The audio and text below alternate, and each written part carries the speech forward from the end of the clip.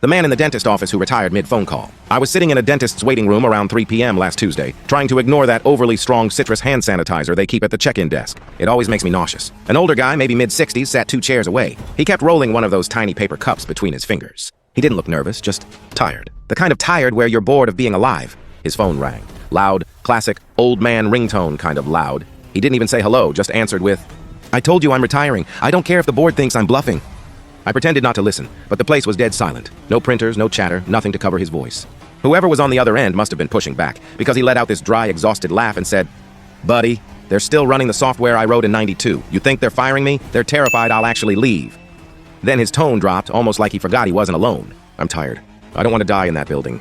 Right then, the paper cup slipped out of his hand and hit the floor. It didn't spill. It was empty, but he just stared at it.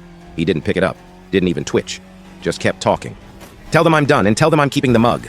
Then he hung up and looked over at me like he'd suddenly remembered I existed. For some reason I asked if he worked in tech. He shook his head a little too fast. "I built the logistics backbone for a grocery chain you've shopped at your whole life," he said. It sounded like a joke he didn't actually find funny.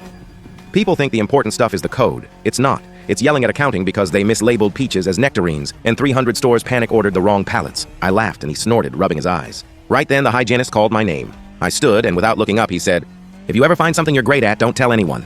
They'll chain you to it." I didn't know what to say, so I just nodded and followed her back. When I came out 30 minutes later, he was gone. The paper cup was still on the floor. The receptionist stepped over it while refilling the Keurig. I thought about picking it up, but I didn't. I don't really know why.